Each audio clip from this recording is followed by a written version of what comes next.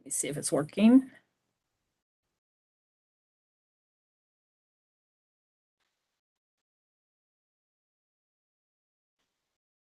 Linn.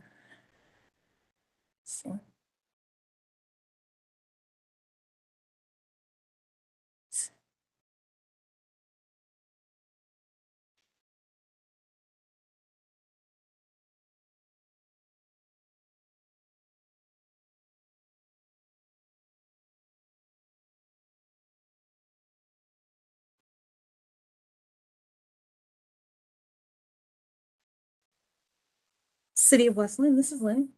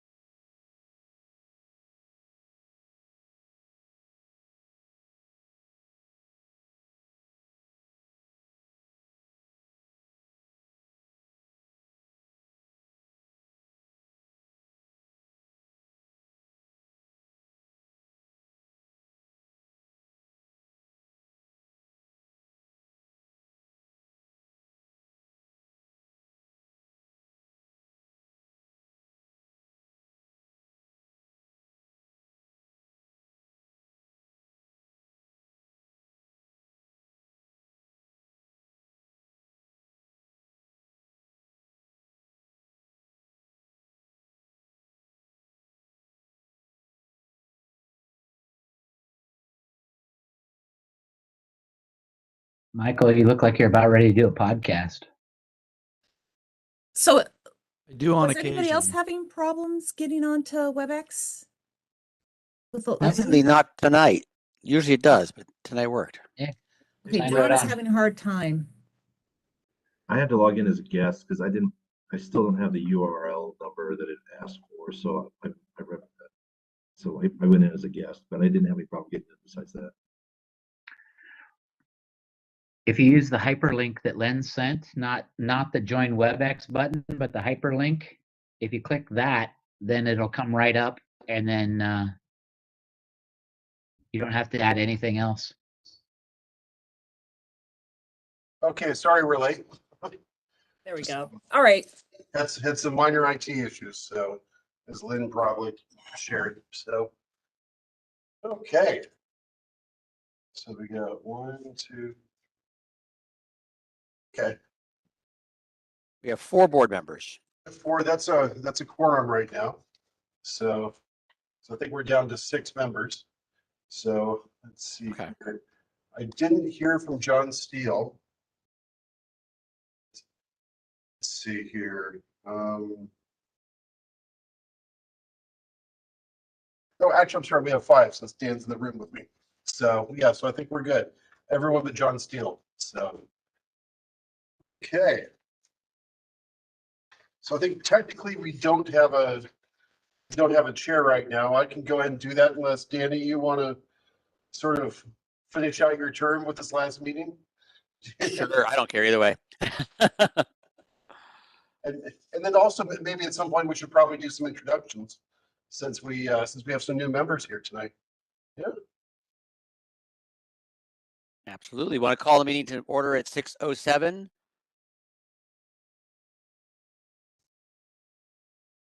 If that works for everyone. Welcome. So do we have an agenda? Yeah, we have an agenda. Let me get the agenda real quick. Okay.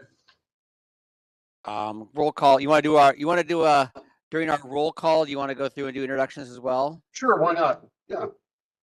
That's fine. So, Lynn, can you call roll for us?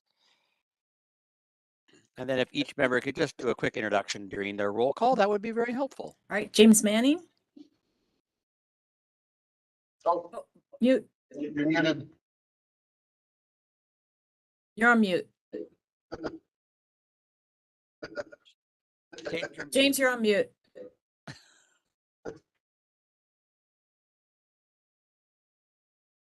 All right, and that's my story.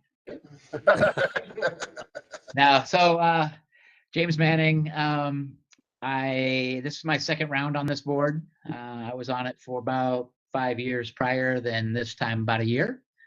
And I enjoy it, and I enjoy the historic aspect of Westland and everything that deals with that. So I guess that's me. Thanks. Okay. Tom Wanton, Yeah, Tom Watton. This is my second second run back to back on the Historical Review Board. I just was recently elected to the Planning Commission, so my city duties, I kind of have my hands full right now. But I'm glad I'm doing it. Westland resident for 25 years, grown up in the Northwest. Raised my kids here, so that's what I'm doing. Dan Salty, Yeah, here. Dan Salty, I'm an architect. I have 2 boys currently at Stafford, and I live with my wife and my 2 sons in the Willamette neighborhood.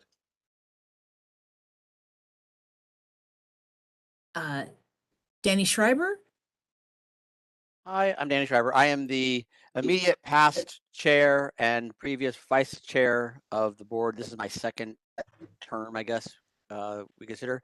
I am a resident of the historic Willamette district. I live on 6th Avenue, right behind all of the historic stores. And I'm also the vice president of the Westland Historical Society. And I've lived in Westland for 17 years now. and then our last we have a new member, Michael Fuller. Hey, good evening. I moved to Westland a couple years ago. I'm an attorney and a law professor, and I have an interest in history. I served on the District Court's Historical Society for several years, and I'm actively involved still with that. And so it's a pleasure to be here. Welcome. Thank you, Lynn, for that. And then also, John Floyd is here too, right? Yep, I'm John Floyd. I work for the Westland Planning Department. I'm the staff liaison here to the HRB, and I'm always available for questions. Just give me a call or email if something comes up. So, thanks. Thank you, and welcome everyone. Our second item on our agenda is public comment related to items not on the agenda. Actually, Danny, I think you may want to introduce yourself as well. So sorry to interrupt. So, Lynn, did you want to? Oh, yeah. Hi, I'm Lynn Schroeder. I'm the administrative assistant. I run the meetings, and I also do some extra work for historic resources. Okay. I just assume everyone knows Lynn, but She's a real powerhouse here. That's why exactly. I'm overlooked. Of course. Sorry about that, Lynn. Sorry. Starting chair. Nope. Sorry. Thank you for reminding, because Lynn is crucial to this. So, yeah, our next agenda item was the public comment related to items not on the agenda. I don't see anybody who's public. Did we receive any notifications? No, or none. written? Okay. So then our next agenda item is approval of draft minutes from the December 20th, 2022 meeting. Hopefully everyone had a chance to read those that Lynn had sent out. But do we have any comments or any changes or any discussion about those meeting minutes? I reviewed them and everything looked good to me. Same with me too. Do we have a motion to approve? I'll move to approve. I'll second. Motion and a second is on the floor. All in favor of approving the December meeting notes, meeting notes from December 20th, 2022, say aye. I, Any opposed? Looks like those meeting minutes are approved. Is that okay? Yep, that's okay. We still have quorum, right?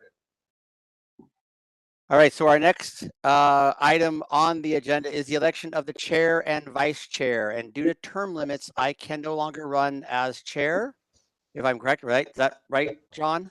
That's correct. Council recently clarified a perceived ambiguity in the rules about term limits for chair and vice chair.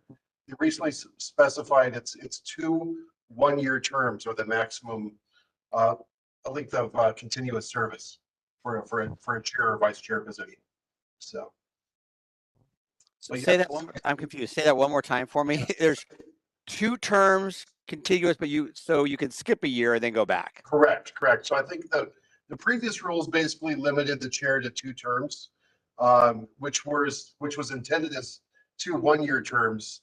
However, some, there was an ambiguity there because some people felt a term was a term of appointment of 4 years, and so council recently clarified the rules to state 2 one-year terms is the maximum service limit. So you're mandatorily out of the position this year. Yep. So, Okay. So oh darn. yeah. Yeah. So Okay, so then we need to elect a new chair and vice chair. correct. Do we have any nominations for the chair and vice chair position? Can we nominate the people who aren't here? Certainly. Danny would call that voluntold. Yes, voluntold, exactly. Yeah. So, I do the vice. okay. It's a fairly, Danny, please correct me if I'm wrong, but I think being the chair is not necessarily a huge time burden. It's mostly about running the meeting. I think staff will reach out to do some coordination outside the meeting. So it's not a huge time commitment. We're looking for people to help run the meeting essentially. And they have a point of contact for staff in between meetings. So just in case you're thinking about it. And I was gonna say, with the planning committee, and I just don't know that I want to take that. I mean, I don't know that I want to take that position on if anyone was thinking about pointing in my direction. But thank you.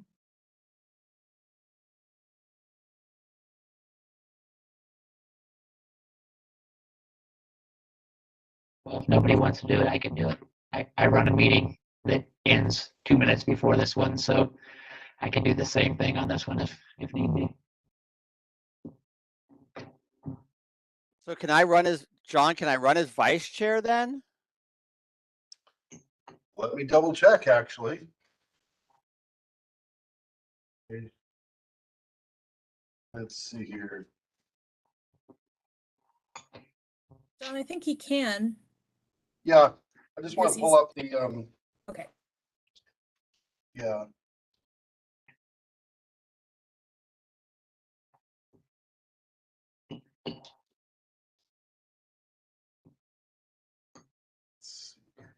Be like old times, Danny. Wasn't it that way before? You and I know, exactly. Yeah. So it's fine.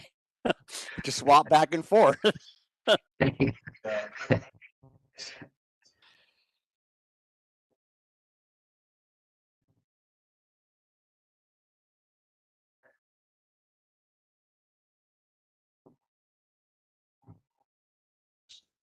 Yeah, we're having some lag issues here. So I believe that's the case. So I think since I'm having a hard time pulling up the documents since I'm not at my desk, what we could do is that if you wanted to run for vice chair, Danny, and for some reason the rules prohibited that, we could correct that at the next meeting. So Okay. Yeah. Yeah, that's a good idea. So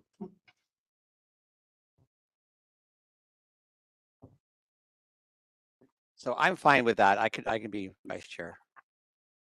Are there any other nominations from the floor? There's only 5 of us here, so it's not a lot. Yeah.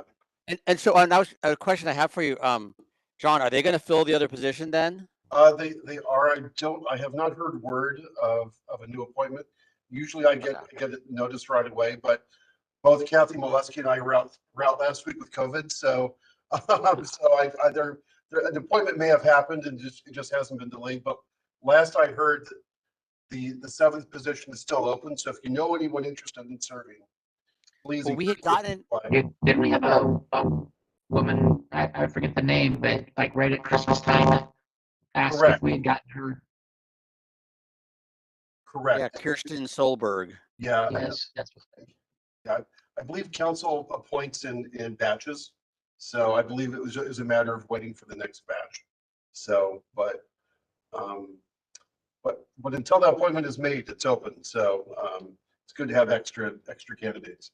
So I will report back at the next meeting on that. So Okay. Actually, could you send us an email when you find out about that? Because if we need to maybe solicit some people, I'd like to do that before the next meeting. okay, I'll do that tomorrow. Yeah. So Thanks, Sean. All right. So then do we need a motion then to vote on this, or do we just go into vote, John? I don't know. you would need a motion for that. It's an official action. So I would guide the board to make a motion. So we need a motion to vote on James as chair and me as vice chair.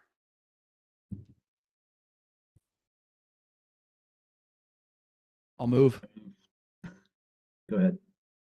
And do we have a second? I'll second. Did you hear that? Yeah, is that Dan? That's Dan. Yep. Okay, yeah. All right, so then without any further discussion, do we need to take a roll call vote on this, John, or we just do a I think like a yeah. You can just call it out. Or yeah, it doesn't have to be a roll call. No. okay, all in favor of James for chair and me as vice chair, say aye. Aye. Aye. Any opposed? All right, James, I hand it over to you then, your chair. All right, I'm just pulling up the agenda, so Yeah. let's see here. Yeah.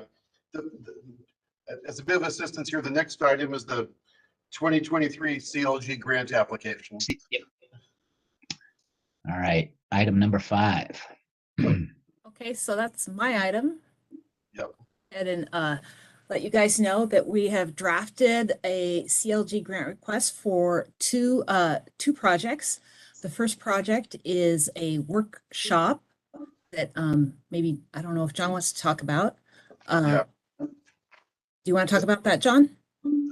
Sure, unless you want to, but yeah, this is what we discussed previously about helping homeowners to research the history of their own home and to help pull together a National Register nomination if they wanted to. So we're imagining 2 workshops in the city to just different parts of the city to help people with that.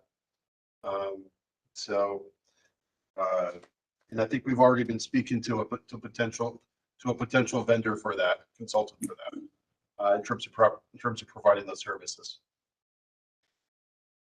Yeah, so that's 2 sessions, and the goal would be to have it probably next January, February. And then following the work sessions, we would have 10 hours of consultation time that an applicant or homeowner could take have an hour session with the historic consultant in order to develop and prepare a nomination or provide additional guidance specific to their request. Is this just for National Registry or also for local? Yes, it's the workshop's gonna include information about local, but my understanding, and John can correct me, is that the CLG grant has to be, because it's a federal grant, for national registration, Yeah. that it has to target, properties that are seeking, that have to do with the national register versus local. We will cover that as well in the workshops. But I don't think the consultation can be for local designation. I don't know, John, what do you think? It could be for, we could clarify some of that with the consultant, but basically ultimately by getting, hopefully people would be able to get their homes nominated onto the National Register, because it could unlock, money for them to help restore and maintain the homes. So I think listing on the local resource list is a step towards the National Register. Or at least if they're showing interest, in the consultant could just say, listen, you're not, the structure doesn't have sufficient importance or integrity to make it to the National Register, but perhaps it could still be local. So I think the outcome will likely be more local nominations regardless. I think we have to frame it as targeting the National Register, for purposes of the grant. So As long as we have, forms and information or links and stuff for them to do the local as well, that would be really helpful, because I just hate for someone to give, I know the national is very overwhelming. There's a lot of paperwork involved with it. And maybe someone may not want to do all of that, but they might be willing just to do the local. Right. Correct. So one of the things we're thinking of, the two work sessions, one work session can be more directed toward the Willamette Historic District. But my understanding is if we add houses into the Willamette Historic District, that we have to amend the nomination for the entire neighborhood. And so that might be a little more problematic. I haven't sussed that out completely about the ramifications of that. So even if we add them to chapter, even if we add them to our If we add them to our local, it doesn't change the district, the Okay. national district. because I know there's the overlay for the national, which is different than the overlay for the local, Correct. and then there's the city. So there's like 3 overlays that all kind of overlap. Correct. I thought Correct. there's only 2. There's a third layer? Well, if you could commercial district. It's the, Oh, okay, yeah. the Willamette Falls Drive Commercial Design District. Right. Yeah, but this could also be an avenue for the board to perhaps reach out to some of the bungalow owners that we've talked about in past meetings. Who are perhaps not contiguous to the district, but are still sort of part of the neighborhood and part of the history of Willamette. So. And if they do this research and then do nothing with it, are we okay with that? Or I think it could still help generate some broader interest in historic preservation and the history of the area. Even if it doesn't result in a listing, the homeowners may just have a more generalized knowledge and may be more willing to engage in preservation efforts across the city. So I think generally, not everyone's going to want to do that, but if a few people do it, I still think it's probably a good thing. So. okay. So this might be for later on conversation, but just Lynn and John, so you guys know, once this gets approved and scheduled, definitely work with the Historical Society to promote it, because that's already been part of their goals for last year, was they wanted to do something like this. Yeah. Oh, it sounds like a good opportunity to work together then. Yes. So That is definitely was one of the goals. They wanted to do something for homeowners of how to do historic research, and okay, yeah, it might just we'll have a component of that. perfectly work. Yeah. Yeah. Okay. So the schedule for the CLG, we need to apply by the 24th of this month, and then they would be awarded and contracts signed starting July 1st, and so that's when we would have our timeline set to do that. Yeah. Hey, Lynn, do we mention the second part of the grant as well? Yeah, so there's a second part. So the city can request up to $15,000. So the first workshop, we got a quote, and the quote was for about $5,000 to do the workshop. So we have $10,000 left over, and based on conversations that we've had in historic in the HRB. And the fact that the city's just come into, well, we haven't just come into, but we've taken back the McLean House. We thought it might be an opportunity for us to get to seek a national historic registration for the McLean House. And so we're applying for a $10,000 grant to list the McLean House, to develop a nomination materials for the McLean House. And that's what we're putting to you to get your feedback on whether we should pursue that. And the intent of that was, once it's listed, then we could apply for grants for, for like Maintenance and house preservation. inspection and any types of improvements that may need to be done in the future.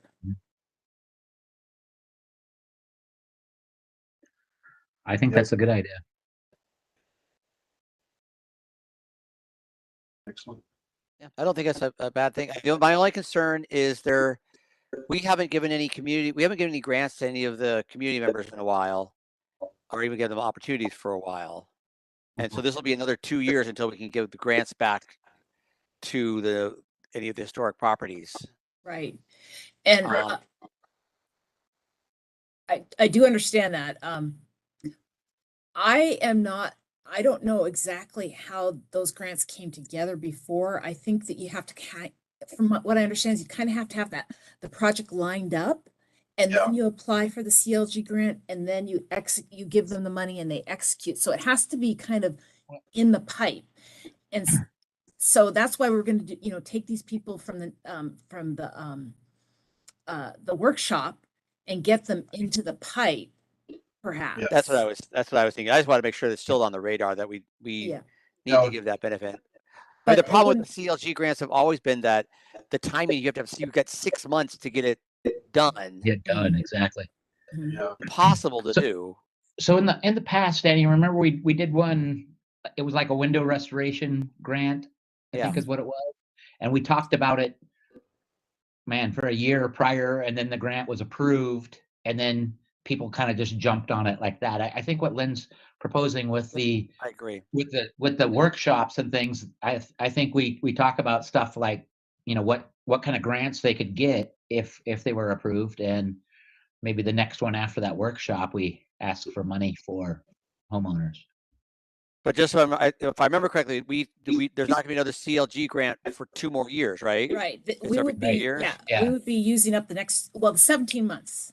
So it's a 17-month cycle, right? Yeah.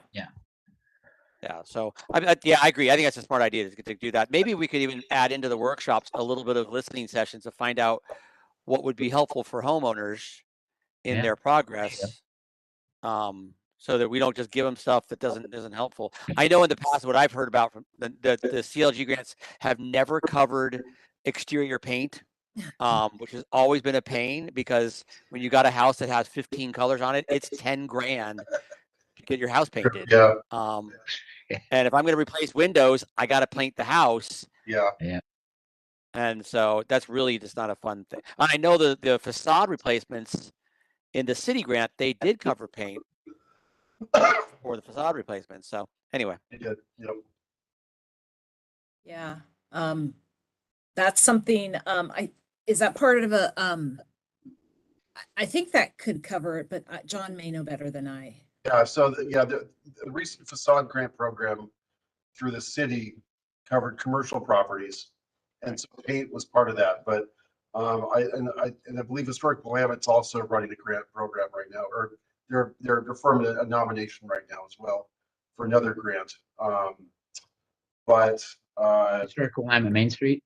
Yeah, correct. I think there was a $200,000. Yeah, so I was supposed to be part of that last week, but I'm catching up a little bit from what I missed. But is that just for Historic Willamette Main Street properties then?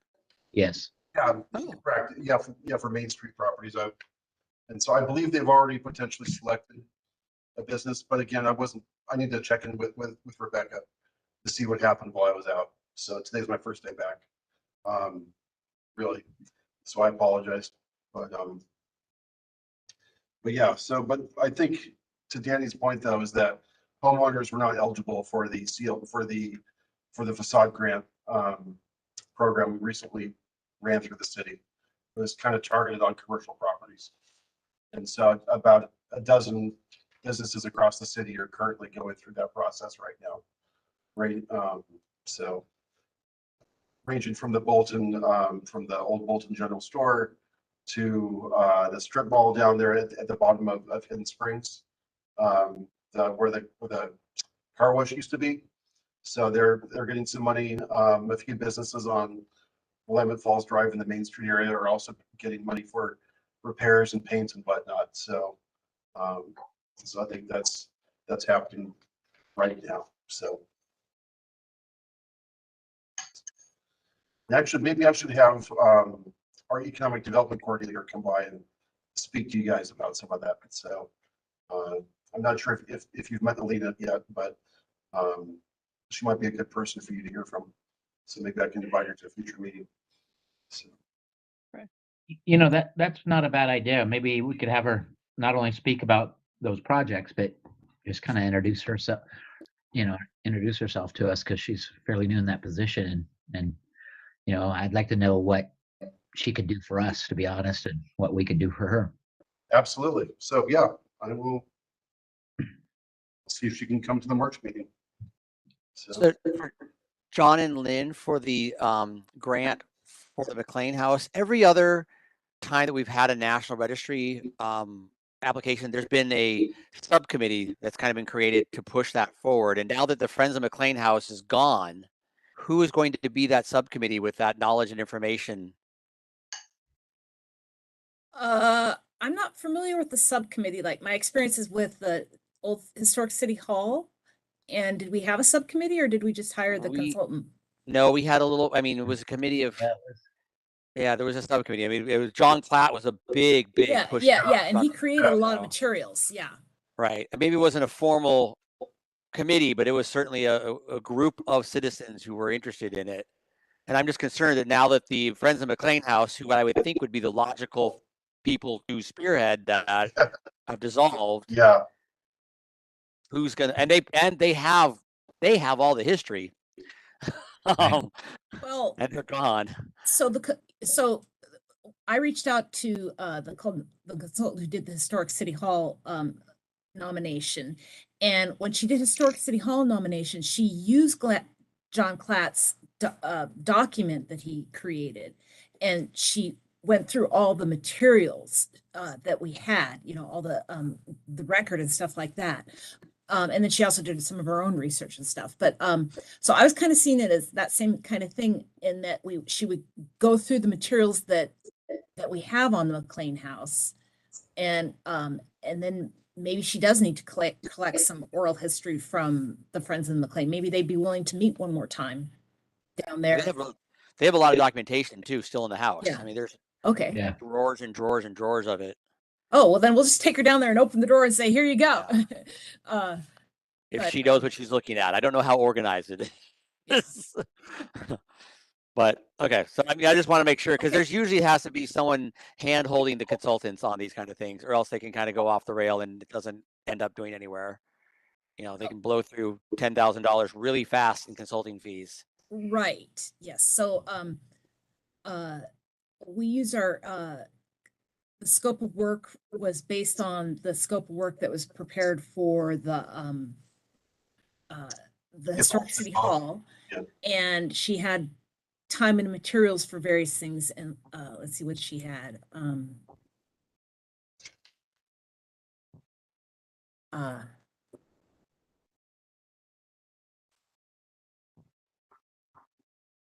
So she had research physical changes over time, research for local and regional context of the site and building's history, plans, historic photos, ephemera, and mapping, photos, and then photos of exterior of building and interior, and then writing the document.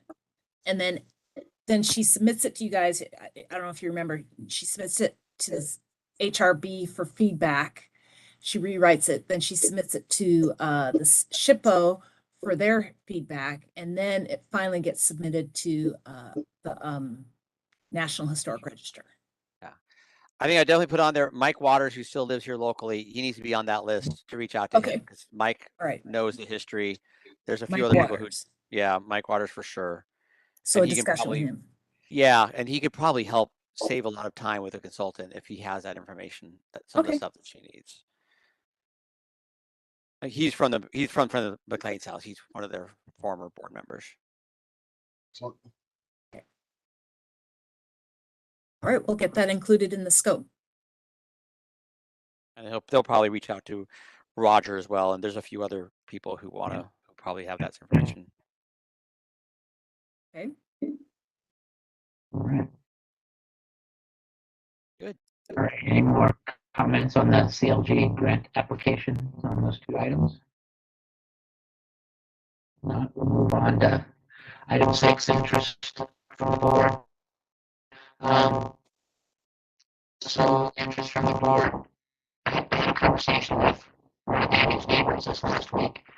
We wanted to know how far it would be to. So James, I'm gonna, Chair Manning, I'm gonna jump in here and say that you kind of sound like Darth Vader right now, but we can't really understand you right now. So I think your microphone is like reverberating or something.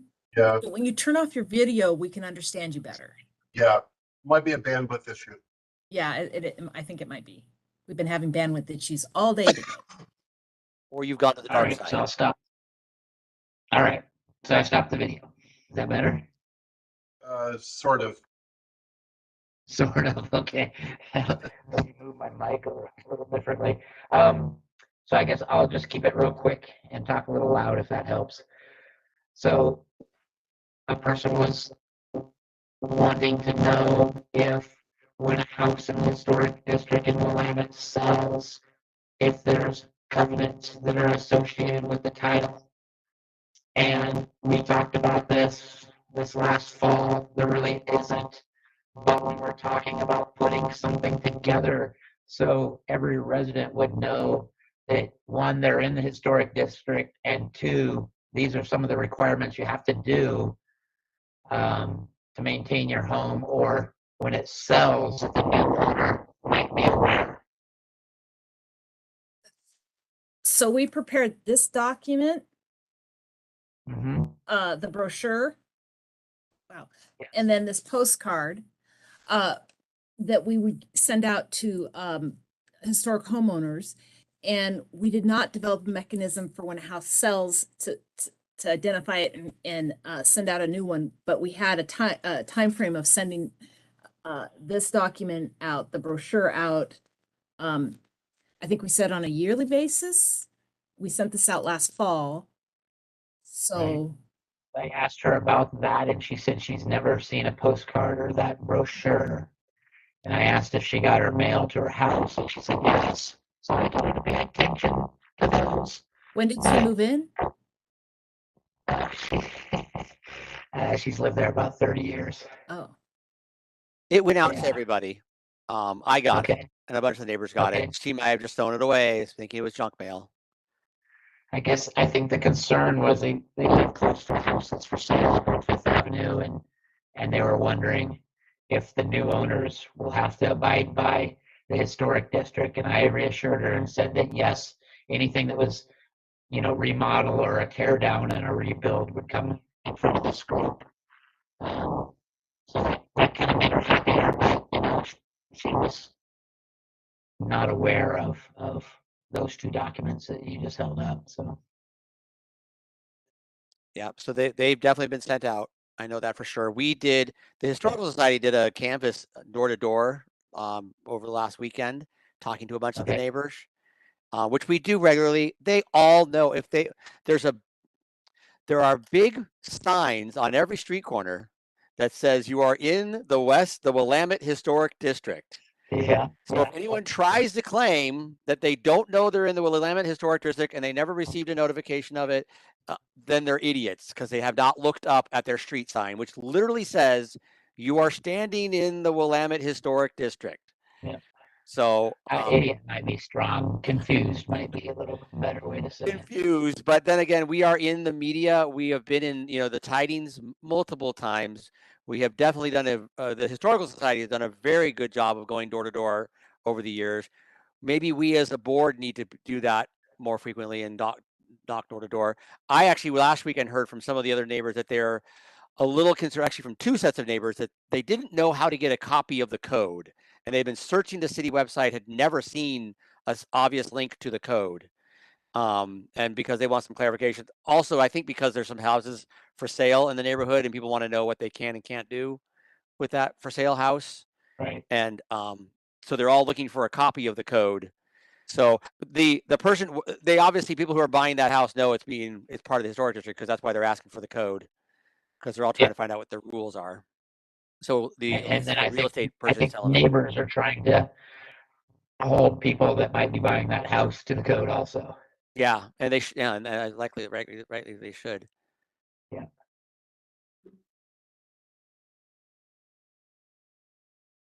But maybe we need to have a place on there to make it more obvious for them to get to the code. I don't know why they can't find it, but but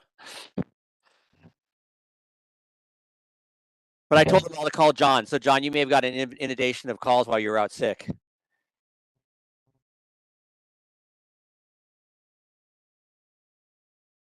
You're on mute, John. Sorry about that. No, I took a fair number of calls 2 weeks ago and then a couple last week. So I think I know if it's one house for sale, I'm pretty sure I know which one it is. Yeah, So, so one on Fifth is the one I think everyone's calling about. I think so. It's sort of over on one side of the lot up against the property line. Yeah. Yep. Yep. So yeah, that's not a contributing structure to the district, but there's still design guidelines that kick in when you do new construction or remodels in the district. So.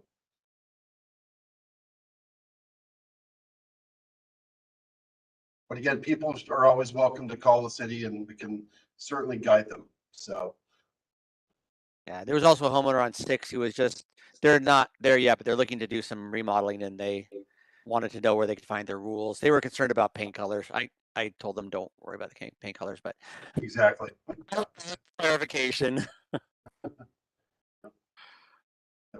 We don't regulate paint colors in the historic district. Yeah. So. Okay. And then John, I had my ongoing question that I don't think I brought up to the board yet, but in our code for the historic Main Street district, there are some rules in there that have guidelines about signage and how all the stores are allowed to put signs out. And one of them says in there, the stores are not allowed to have flashing signs. And I'm noticing, and I told this to John back in November, I think it was, there's a number of stores now that are using video screens and flashing signs pointing straight out onto Willamette Falls Drive. And those are direct violations of that code. Yeah. And I notified Willamette Historic Main Street as well, and they said they're going to talk to their members. But as of yesterday, they're all still there, and they seem to be getting more and more. It started off with one, and now there's like 3 or 4 of them. Yeah, that usually happens. So the mechanism for that, or the city policy, it's a complaint-based system. So I think Historic Willamette does a good job of communicating city requirements out to the businesses to make sure everyone's aware of what the rules are. But if you believe a business is not in conformance, we take action through our code enforcement department. They're in the police department, and if you call non-emergency, you can speak to either Nicola or Jose, and they're both great people. They're very professional, and they're good at communicating our rules to people who may be in violation. So, but the softer approach is also the friendly approach as well. So yeah. But I appreciate that.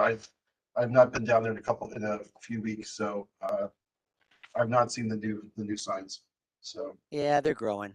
And then the service station, or the old service station, they've added outdoor TVs, and now they're blaring their TVs all over the neighborhood too. So when you go take a nice quiet night walk with your dog, you get to hear football blasting all up and down the main street. yeah, this is the food cart pod. This is So Danny, I'll talk to Rebecca and see if she's followed up with those businesses or not. Okay. Yeah. When I talked to Rebecca, there was only one. Now there's like 3. Yeah. Hey, Danny, there's a TV monitor that's It's the church, Yeah. that's on the corner there. Would that fall under the similar code at all, or is that something different? Well, code, was written long before the TV monitors were even a thing. But I mean, yeah, no, that would be because it's a flashing sign, and every time I walk by, it's flashing different pictures, and Is it's a flashing sign, and sometimes they even have their sound on too. Yeah. So you can hear the sound going through the glass. I mean, unless we want to turn Willamette Main Street into like Times Square, that's what the code I think was supposed to stop that kind of stuff. I'm sure the intention was originally to have somebody not having an open sign flashing, right? Yeah. But it's expanded beyond that to have now these TV screens pointing out on Willamette Falls Drive. Yeah, there's a TV right next in the business right next door also has a TV. Yeah, and that's what's happened. They've all started to copy it. They're like, "Hey, a good idea. Let's Yeah. shove a TV right in the window." Yeah. So.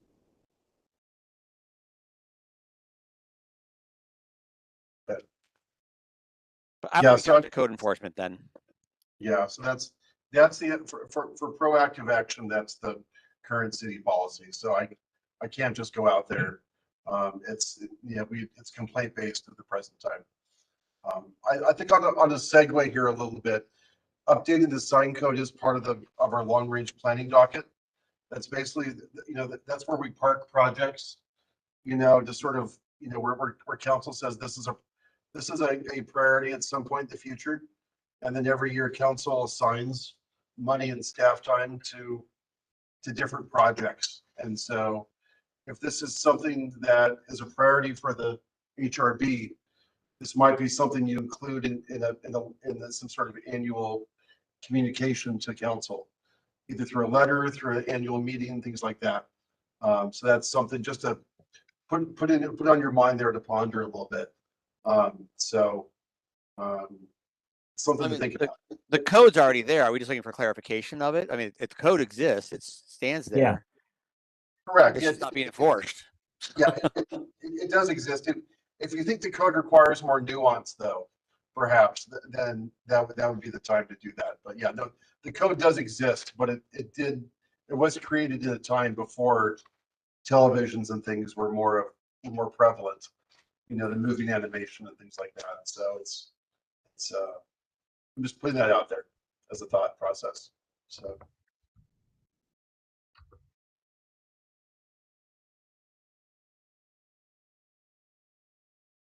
Okay.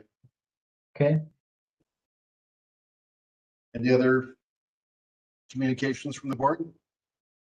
My one other thing I just wanted to throw out again, this is back about McLean House, is I understand from our conversations from the Historical Society that the McLean House is now closed for business for at least 18 months, that they're not going to do anything in the building for at least a year and a half. That means no occupation, nothing, no local events, which put a big red flag on me as we want to make sure that the building is secure and safe when there's no one going to be using it, that it doesn't get broken into, it doesn't get damaged, and is being monitored very closely. Even if it's the National Registry status, there's no tenant in there anymore. I don't know if you guys didn't know that. There used to be a renter who stayed in there as a renter. The renter's no longer in there. The building is just open to the public, open to anybody. And there's nobody on site. So considering my car has been broken into 5 times in the last 4 years here in Westland, I'm a little concerned about a building being unoccupied and unpatrolled and historic building that we are responsible for. So that's just my 2 cents on that one. I want to make sure that we keep that as a flag.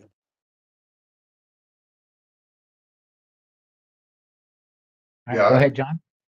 Yeah, we've. Is there any? Oh, Oh, sorry, two John. Johns. John, go ahead. Is it appropriate to, I don't know what the procedure would be, but to have the city, of course, put some kind of video surveillance equipment on the building or near the building, or is there still power into the building? I'm thinking heating and keeping it dry and stuff like that. Yeah, no, the building is still maintained. Parks Department does go by periodically. check on the building, still has heat and power and whatnot. It hasn't been mothballed or anything. It's just not, as busy as it used to be. In terms of the video camera, I can talk to the parks director about that, but I don't know the answer offhand. So Okay, but there is power and stuff still to the building, so yes, you could install that kind of equipment. And heaven knows nowadays it is not very expensive for awfully good high resolution cameras. So Yeah. I guess that would be my suggestion. It'd be nice to hear back. Well, then someone Maybe- has to monitor it. Well, they don't have to sit and monitor it. I can Right. monitor it from my phone if I want, and you get an alert if something's down there. So you Right. don't have to sit and watch for people. You'll get an alert the minute somebody comes into visual range. Mhm. So, and then, like I said, you can have your cell phone will buzz and you can pop it open and say, oh, that's just, the gardener or whatever. And you're recording it. So if something does happen, now you can go back and, oh, this is what happened. I mean, I think that's a very prudent suggestion to, I don't know if it goes to the council or just to the Parks Department. Oh, I mean, we'd start with the Parks Department to say, Yeah. let's be very prudent about saving it, because I sure as heck don't want to have to explain once all the windows are broken out and everything. Oh, you didn't put any security in? Yeah. Well, John, you have a good point, because the Friends of McLean House gave a $60,000 fund when they gave it back to the city. So the city's got $60,000. You can buy a You're more- lot of Ring doorbells for No. $60,000. That's a lot of Ring doorbells.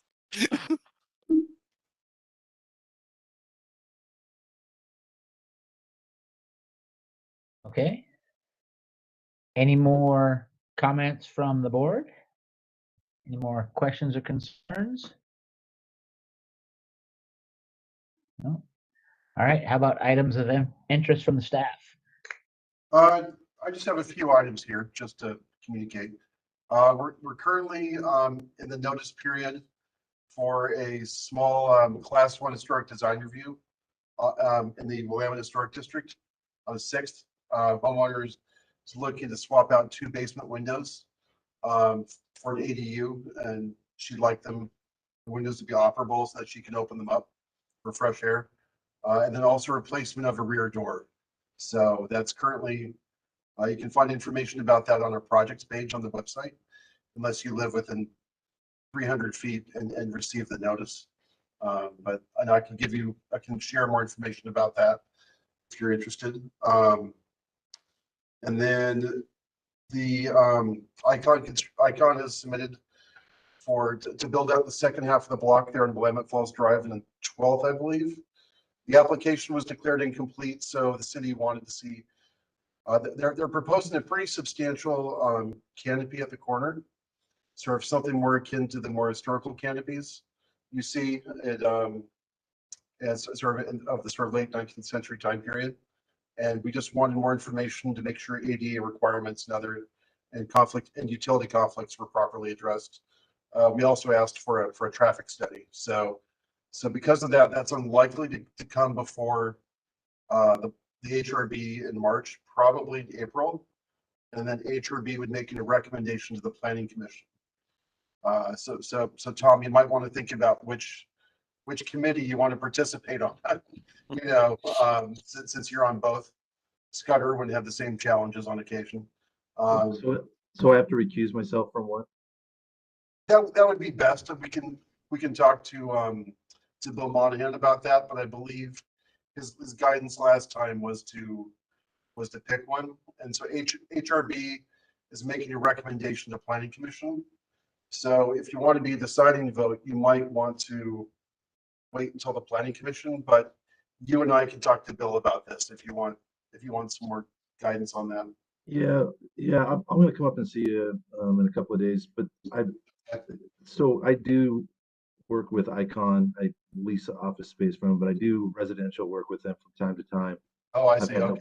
I've had no part in this commercial project at all. Yeah. We should figure out if it's smart for me to what's proper. So you and I can talk more about it. Okay, well, it sounds like we we can loop in the city attorney and have a conversation there, so we're all clear. So, okay. And again, if the board is interested in details about that project, it's listed on our projects page under the planning department website. And you can see the materials that have been submitted. We post everything there. And it's a pretty substantial building. I think will have some definite presence on Willamette Falls Drive. So they're basically extending the block. The underground parking, which was constructed on phase 1, is going to be extended under the new building as well and connect at 13th, I believe. So it's going to be, it'll have, even though parking is not required, Icon has chosen to construct underground parking. Plus they'll have more parking off the alley as well.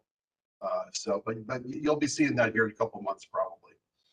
So, and I think the third item I just wanted to mention was we're currently negotiating with a consultant for the Westland Waterfront plan. So we don't have them officially on board yet, but that's something we're currently talking contract language with. So I'll probably have a formal announcement at our next meeting as well. So that's the restart to the planning effort, roughly between 205, in Old City Hall, all the way down to the old process ponds in Willamette, and sort of doing some visioning work there. And I think we talked about it in the fall, but just wanted to give you a heads up on where that project stands. So, and I think that's about it. And I might be absent from the next meeting in March, but I'll let you know for certain. So I may be on vacation, so we'll see.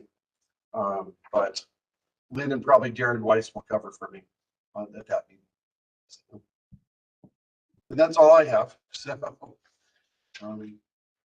I have just a little bit of perspective. I think I was on last time I was on council was about the year 2000. okay. And this very exact thing was being discussed then about getting some sort of vision for the waterfront.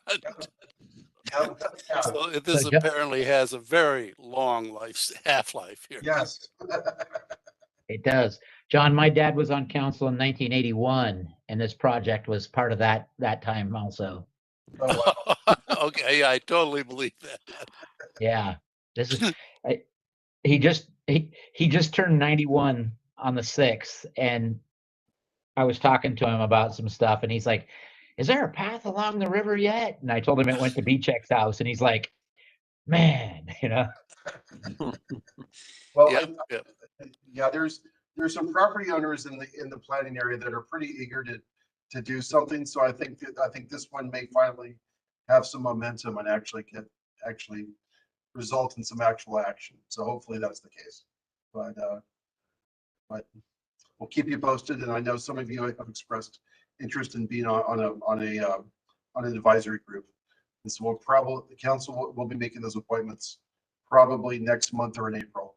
So, and I'll keep probably should limit it to people under the age of 40 so they might see it done.